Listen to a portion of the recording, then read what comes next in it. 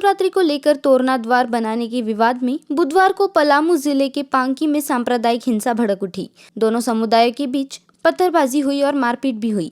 एक मकान, 2 बाइक और 2 दुकान आग के हवाले कर दिए गए। 1 घंटे से ज्यादा समय तक शहर का मस्जिद चौक इलाका युद्ध का मैदान बना रहा। 1.5 दर्जन से ज्यादा लोग घायल हुए। कई पुलिस कर्मियों को भी चोट आई है, जिसमें क्षेत्र के पुलिस उपाधीक्षक आलोक कुमार टूटू भी शामिल है। इलाके में रुक रुक कर पत्थरबाजी जारी है। स्थिति को नियंत्रित करने के लिए भारी पुलिस बल के साथ ही आईजी से लेकर डीसीएसपी तक कैंप कर रहे हैं। कांग्रेस नेता जयराम रमेश ने रिजर्व बैंक ऑफ इंडिया के गवर्नर शक्तिकांत दास और सेबी की चेयरपर्सन माधवी पुरी बच्चू को 2 अलग अलग पत्र लिखकर हिंडनबर्ग रिसर्च द्वारा अडानी ग्रुप पर लगाए गए आरोपों की जांच की मांग की है। कांग्रेस महासचिव जयराम रमेश ने यह पत्र ट्वीट पर साझा किए हैं। दास को लिखे पत्र में रमेश ने आग्रह किया कि रिजर्व बैंक को सुनिश्चित करना चाहिए कि अडानी समूह पर मौजूदा कर्ज और भविष्य में मिलने वाले कर्ज के चलते भारत की बैंकिंग प्रणाली अस्थिर न हो जाए। दिल्ली के बाबा हरिदास नगर में 10 फरवरी को साहिल गहलोत ने लिव इन पार्टनर निकी यादव की हत्या कर दी थी। झगड़ा साहिल की शादी की बात पर हुआ था। इसके बाद साहिल ने कार में पड़ी मोबाइल केबल से निकी का गला घोट दिया और लाश मित्राओं गांव में बने अपने ढाबे के फ्रिज में छिपा दी। निकी यादव हरियाणा के झज्जर की रहने वाली थी। वह 2018 से साउथ दिल्ली के उत्तम नगर में साहिल गहलोत के साथ रह रही थी। उसने साहिल के साथ गोवा जाने का प्लान बनाया था।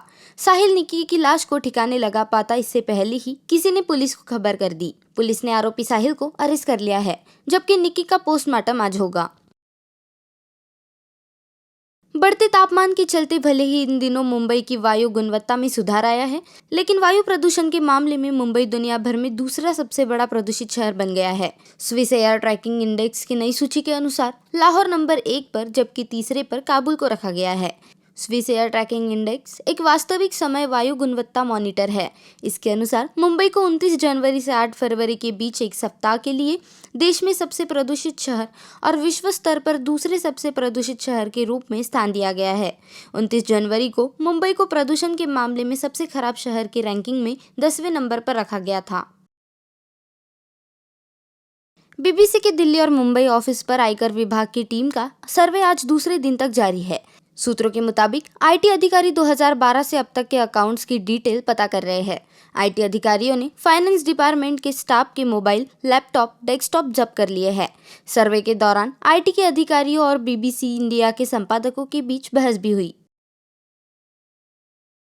महाराष्ट्र के बीड जिले में नाना नानी द्वारा नई चप्पल खरीदने से मना करने पर 10 साल के एक लड़के ने कथित तौर पर खुदकुशी कर ली। पुलिस के एक अधिकारी ने मंगलवार को यह जानकारी दी। अधिकारी ने बताया कि घटना सोमवार दोपहर करीब 12:30 बजे की है। उन्होंने बताया कि बच्चा अपने नाना नानी के साथ रहता था। पुलिस अधिकारी ने आगे की जानकारी देते हुए बताया कि लड़के के माता पिता दोनों खेतीहर मजदूर है और एक पड़ोसी गाँव के निवासी भी है। मुंबई के कुर्ला इलाके में आग लगने की घटना सामने आई है। आग लगने के कारण फ्लोर पर लोगों के फंसे होने की आशंका है। इमारत के 4थे फ्लोर से लेकर 10वें फ्लोर तक आग फैलने की आशंका है। इस हादसे में एक 70 साल के शख्स की मौत की खबर भी सामने आई है, जिसका नाम शकुंतला रमानी बताया गया है। सीएफओ ने बताया कि पूरी इमारत रेजिडेंशियल है। स्वतंत्रता के अमृत महोत्सव के तहत Nagpur smart and sustainable city development corporation और नागपुर नगर निगम के संयुक्त रूप से freedom to walk, cycle and run कार्यक्रम का आयोजन किया गया था।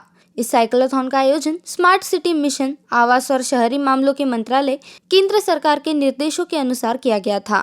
इस साइकिल रैली को एक वरिष्ठ साइकिल चालक ने हरी झंडी दिखाकर रवाना किया। दररोज साधारण वॉकिंग करत असतो, पण दर रविवारी नागपूर आपलं जामठा स्टेडियम जे आहे तिथपर्यंत 15-15 किलोमीटर दर रविवारी चालवतो। 2019 में 14 फरवरी को जम्मू कश्मीर में हुए पुलवामा अटैक में शहीद होने वाले जवानों को नागपुर शहर अल्पसंख्यक कांग्रेस ने भावपूर्ण श्रद्धांजलि दी। नागपुर शहर कांग्रेस कमेटी अल्पसंख्यक विभाग के अध्यक्ष वसीम के नेतृत्व में शहीदों की तस्वीर पर माल्यार्पण कर मोमबत्ती लगाई और श्रद्धांजलि दी गई। आज जो पुलवामा अटैक 2019 14 फरवरी को 4 साल पहले जो पुलवामा अटैक हुआ था, उसमें 40 हमारे देश के जवान शहीद हुए थे। आज उन जवानों को याद कर यहाँ श्रद्धांजलि दी गई और पुलवामा अटैक के तुरंत 12 दिन बाद हिंदुस्तान ने उसका बदला जैश ए मोहम्मद जो थी जिसने पुलवामा अटैक की जवाबदारी ली थी उनसे लिया था। वैसे हम देश के लिए जब भी कभी भी कोई भी ऐसी मुश्किल आए तो हम देश के लिए हमेशा खड़े रहेंगे। और आज हमने जवानों को श्रद्धांजलि देकर यहाँ पे उनकी तस्वीर पे माला अर्पण की और देश के जवानों को याद किया। धन्यवाद। भारतीय टीम ने बुधवार को आईसीसी द्वारा जारी ताज़ा टेस्ट टीम रैंकिंग में शीर्ष स्थान हासिल करके इतिहास रच दिया है। भारतीय टीम क्रिकेट के तीनों प्रारूपों में नंबर 1 टीम बन गई है।